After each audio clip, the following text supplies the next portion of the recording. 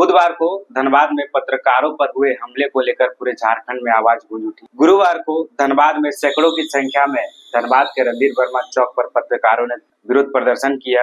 उसी दौरान धनबाद के वरिष्ठ पत्रकार सुशील भारती जी के द्वारा एक बात सामने आई, वह है सरवर अली आयोग। आइए हमारे साथ जुड़े हैं धनबाद के वरिष्ठ पत्रकार सत्यभूषण सिंह। हम इनसे जुड़ते हैं और जानते हैं कि सरवर अली आयोग का जो गठन हुआ था वो किस प्रकार काम करता है और वो आखिर क्या है। वो ऐसा है प्रकाश जी कि साल 1988 का रहा होगा। धनबाद में पत्रकारिता के भीष्म पितामह ब्रह्मदेव सिंह शर्मा को पुलिस ने गिरफ्तार कर लिया था और वह गिरफ्तारी हुई थी डिफेमेशन के एक केस में। डिफेमेशन केस का वारंट गिरिडीह कोर्ट से निर्गत हुआ था और उसके बाद उनकी गिरफ्तारी कर ली गई। गिरफ्तारी होने के बाद उम्र उनकी काफी अधिक थी, नियर अबाउट 80 साल से ऊपर के रहे होंगे। उस गिरफ्तारी के बाद धनबाद से लेकर बिहार तक हंगामा मच गया। पूरे देश में इस बात की चर्चा होने लगी कि आखिर एक संपादक को इस तरह से गिरफ्तार क्यों कर लिया गया। पुलिस इतनी आक्रामक उस समय थी कि उन्हें कपड़ा पहनने तक का मौका नहीं दिया गया। लुंगी और गंजी में उनकी गिरफ्तारी कर ली गई। गिरफ्तारी के बाद उनको धनबाद थाना ले जाया गया। उसके बाद उनको हाजत में डाल दिया गया। उसके बाद तो स्थिति और विकट हो गई और नतीजा हुआ कि धनबाद इतना अधिक आक्रोशित हो गया, इतना अधिक आक्रोशित हो गया कि थाने के बाहर कम से कम 5 से 10 हजार लोगों की भीड़ जुट गई और उसके बाद बवाल बढ़ता चला गया। उसी क्रम में फिर घटनाक्रम आगे बढ़ता चला गया। उसके तीसरे दिन उपायुक्त कार्यालय पे जब प्रदर्शन हो रहा था तो उस समय 3-4 पत्रकारों की पिटाई हुई। उन पत्रकारों में प्रमुख रूप से अशोक वर्मा थे, उस समय नवभारत टाइम्स के लिए काम करते थे। दूसरे सलमान रवि थे जो अभी बीबीसी के रिपोर्टर हैं और तीसरे फोटोग्राफर श्रीकांत थे। ये 3 लोगों की पिटाई कर दी गई। उस समय ADM law and order Rajbala Verma थी धनबाद में, जो कि झारखंड के चीफ सेक्रेटरी होकर रिटायर की है। उसके बाद तो हम लोग बात कर रहे थे आयोग की, तो आखिर आयोग का जो गठन वो किस प्रकार काम किया पत्रकार? हाँ, हम बता रहे हैं। उसके बाद यह ज्वाला इतनी अधिक भड़की कि धनबाद का आंदोलन बढ़ते पटना तक पहुंच गया। पटना तक पहुंच गया तो सरकार को हस्तक्षेप करना पड़ा इस मामले में। सरकार ने जब हस्तक्षेप किया तो पत्रकारों ने यह मांग रख दी कि इसके न्यायिक जांच कराई जाए। तो न्यायिक जांच कराने के लिए बिहार सरकार ने सरवर अली आयोग का गठन हुआ। सरवर अली आयोग धनबाद में भी सुनवाई की, पटना में भी इसकी सुनवाई हुई। सुनवाई के बाद इसकी रिपोर्ट भी आई। रिपोर्ट में आयोग ने धनबाद के एसपी पुलिस पदाधिकारियों को इस गिरफ्तारी के लिए दोषी माना और कहा कि इस तरह की गिरफ्तारी करना उचित नहीं था। गिरफ्तारी के कायदे कानून का पालन नहीं किया गया और इस वजह से उनके खिलाफ कुछ टिप्पणियां भी की गई थी। अब उस टिप्पणियों के बाद उनका कैरियर, तो जो लोगों के खिलाफ टिप्पणी हुई थी उनका कैरियर तो ठीक नहीं रहा। लेकिन धनबाद का ये जो ऐतिहासिक आंदोलन हुआ इसकी गूंज पूरे देश में हुई। उस समय धनबाद या हम झारखंड की बात करें तो अलग नहीं, तो बिहार में ही था उस समय। हाँ, उस समय बिहार था। ये 1988 का मामला है। धनबाद के एसपी कौन थे उस समय? उस समय धनबाद के एसपी थे जगदीश राज और धनबाद के डीसी थे रामसेवक शर्मा।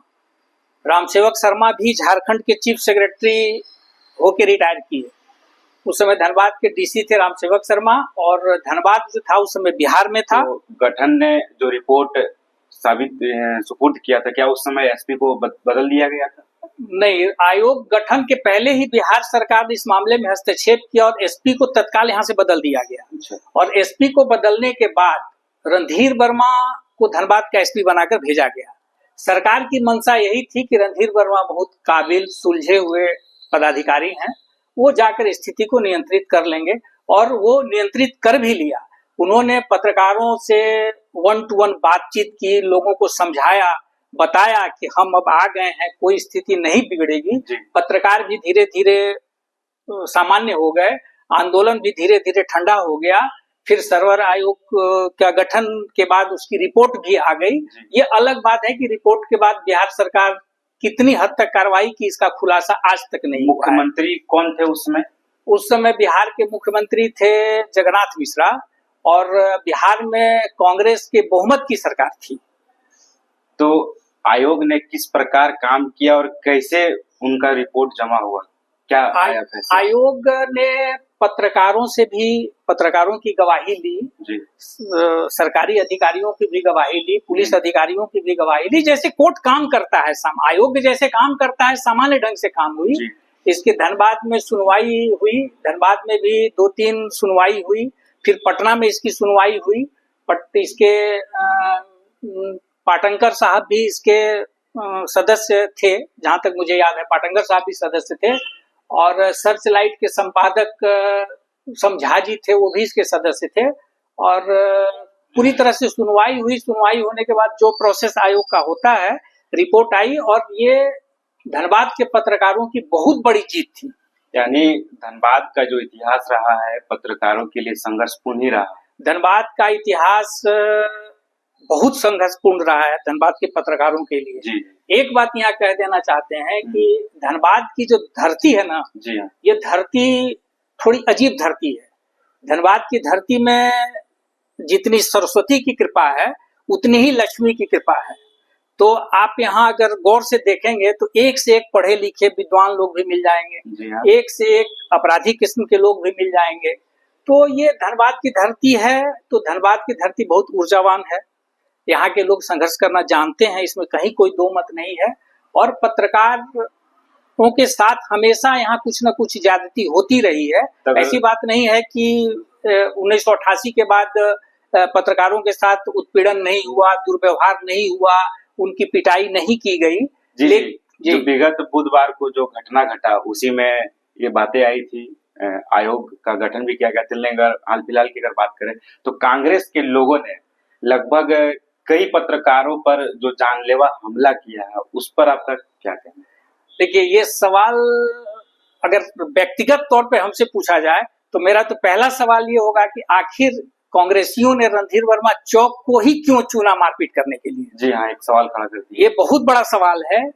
हमको लगता है कि कांग्रेसियों ने एक योजनाबद्ध ढंग से ये सब कांड को अंजाम दिया है, इसलिए कि रणधीर वर्मा चौक पर प्रेस क्लब का कार्यालय भी है, वहाँ प्रेस के साथी भी रहते हैं और लोगों की भीड़ भी रहती है।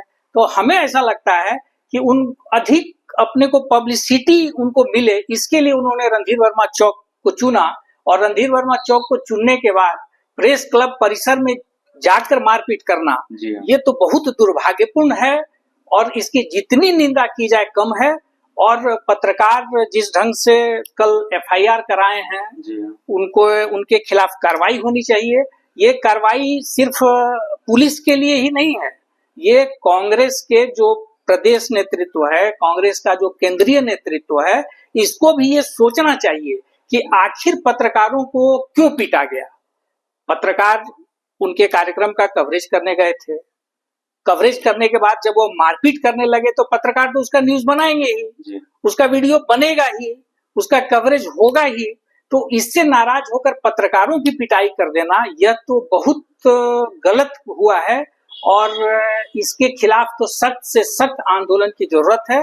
और पुलिस को भी चाहिए कि इमीडिएट इस पर एक्शन लेके जो भी न्याय संगत कार्रवाई है वो करे। और कांग्रेस के पदाधिकारियों को भी चाहिए कि अपने ढंग से जो भी हो पार्टी स्तर पे कार्रवाई करें। तो अभी तक जो पुलिस के द्वारा 24 घंटे का जो अल्टीमेटम दिया गया था, अभी जस्ट अब पूरा होने वाला है, लेकिन अभी तक कोई सुनवाई नहीं हुई है। बस ये सामने आ रही है कि एसआईटी का सिर्फ गठन हुआ है।